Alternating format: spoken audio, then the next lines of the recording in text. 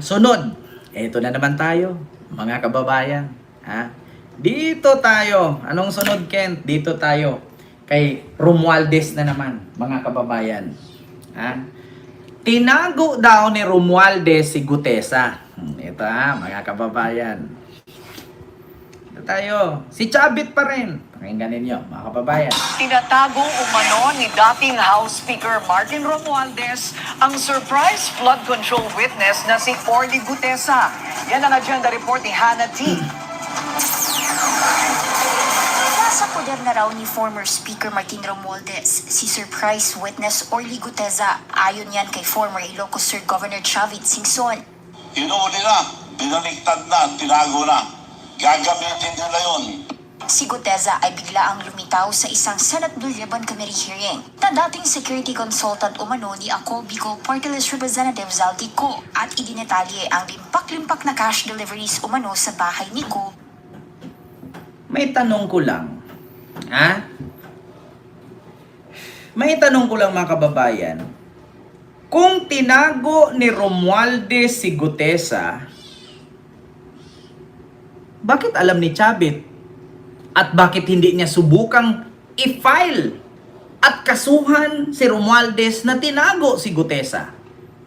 Bakit hindi siya gagawa ng aksyon? Hindi ba kaya baliktarin natin ang sitwasyon? Hindi ba kaya si Chavit ang nagtago kay Gutesa, kay Bato at kay Saldico? May tanong ko lang, bakit hindi natin subukan? Ako po'y nananawagan sa otoridad, bakit hindi niyo subukang halughugin ang baluarte ni Chavit?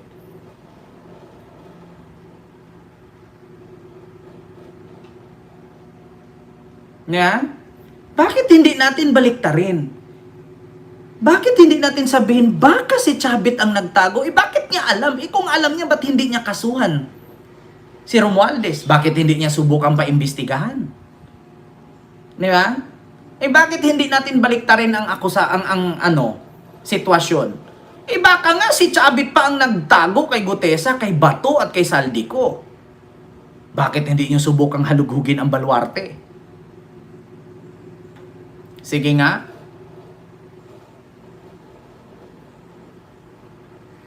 Maniwala kay sa akin, mga kababayan. Napansin ko dito, kaya nag-iingay, malapit na itong makulong. Malapit na itong makulong. Kaya nag-iingay. Kasi pagdarating ang panahon yan, na kapag siya ay makulong, syempre i-read yung bahay niyan. Syempre magtatago yan. Di ba? Pag nagtatago yan, mapariho yan kay Saldico. Kasi ang kaso niyan, plunder. So lahat ng yaman yan, biglang ma-praise. Nako, mga kababayan, ito ang aking nararamdaman. Ramdam ko ito, malapit na itong makulong. Kaya nag-ingay. Ngayon, kapag ito'y nilabasan ng warrant, syempre tatakbo yan. May private plane yan tatakbo yan. Ang mangyari dyan, syempre i-declare ni PBBM yan. Freeze lahat ng asset. Pag na-freeze lahat ng asset niyan, wala na siya makuha. Hindi naman niya pwedeng ipapamana lahat sa anak niya yan. Ibuhay pa siya.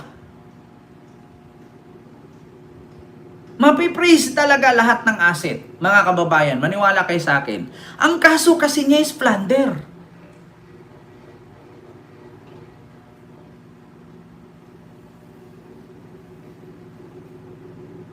Di ba?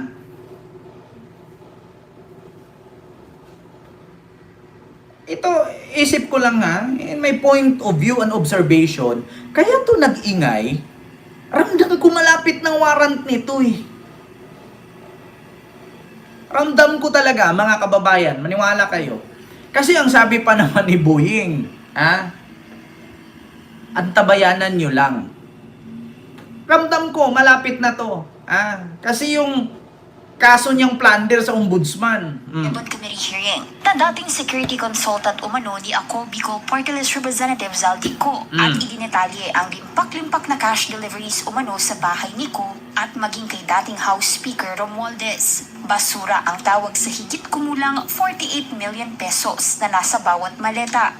Sa katotohanan ng lahat ay nilagdaan ko ang salaysay na ito ay kusang loob at walang anumang pamimilit at bunsod lamang nangangarin matulungan ang ating bansa. Matapos ang explosive allegation ni Guteza, tila nawala siyang parang bula at sa gitna ng mga ito, inihatol ng isang Manila court na falsified daw ang salaysay niya. Yan ay dahil peke umano ang pirma ng notary lawyer sa kanyang affidavit na si Petri Rose Espera. Bagamat hindi idinetalya ni Singson ang exact location ni Guteza, nakatago na raw ito kay Romualdez at plano raw siyang gamitin oras na masampahan siya ng kaso sa ombudsman. Pero walang kwenta ang ombudsman dahil ganun na rin. Ayan. Sinusubukan pa naming humingi. Eto na. Walang kwenta daw ang ombudsman dahil ganun na rin daw. Pareho kay PBBM. Kasi si Boying, sabi ko nga sa inyo, itong statement ni Chavit na to, na sinabi niya walang kwenta ang ombudsman, sana makarating kay Boying yan. Tignan mo, Chavit. Imbes na ngayon si Boying may tinatalakay na kaso, baka biglang tumalon yan at sa'yo ang unahin. Good luck sa'yo. Nako, pati ombudsman, tinira mo na. Pag nakarating kay Boying yan, i-share ko talaga yan. Cut ko yan mamaya. Pag nakarating kay Boying yan, baka biglang talon. Imbis na unahin yung plunder ni Bongo, yung plunder ni Digong, biglang napatalon dun sa plunder mo sa overpriced na lupa sa Santorini Beach mo. Nako. Ultimo pa naman daw yung kuryente dyan sa Narbacan. Ilang milyon ba yun? Tinudas din? Nako, halaka. Sige, Chabi, tuloy mo yan. Wala daw kwenta ang ombudsman kasi ganun na din. Nako, ombudsman Boying. Pagkatapos sabihing patay ka na daw. Nako, syempre, nag-ingay ngayon si Chavit. Nako, alam ko, manunood yan si Boying lagi sa balita. Ngayon pa naman, binalita. Si Chavit lahat ng laman ngayon pagkatapos ng pagka-aresto ni Pukis Nako, sabi ko sa'yo, Chavit. Lalabas sa mga tabloid yan, lalabas sa mga newspaper. Boying Rimulya, walang kwenta kasi ganun na din. Dumikit na at nahawaan na ni Marcos Bangag. Alaka. Biglang talon yan. Nako. Imbis na ang una, di ba? Imbis na una, ang tinalakay ni Boying doon, yung flood control, baka biglang talon yan doon sa kaso ni Cordero sa'yo, ni attorney, ano ba yun? Cordero ba yun? Nako, Manong. Alaka. Patay ka dyan.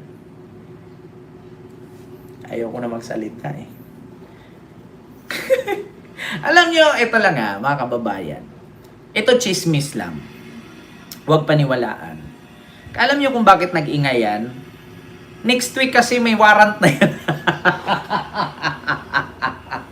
Chismis lang Chismis. Huwag paniwalaan. Baka.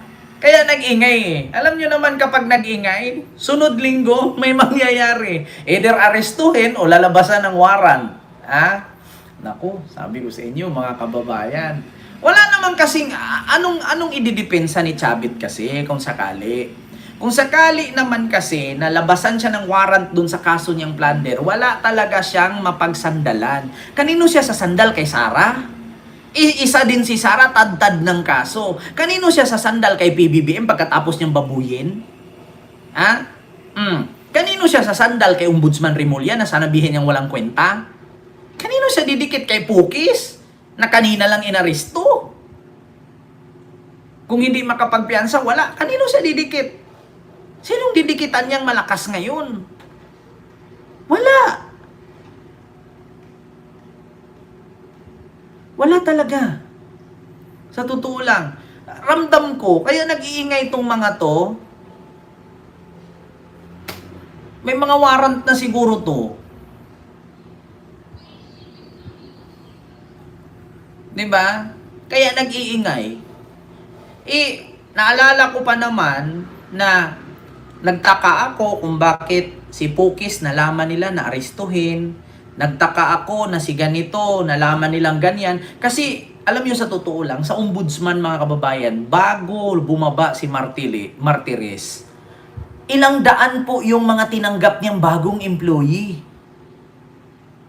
Kaya nga sabi ni Boying, mass resignation or reapply.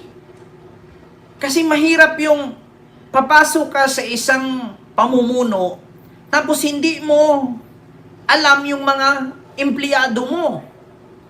Malay natin, may nagtik-tik doon, Manong, ako yung pinasok ni dating ombudsman, yung warrant mo palabas na, inuna ka ni Boying. Kaya ngayon nakaramdam, ayan, nag-press con.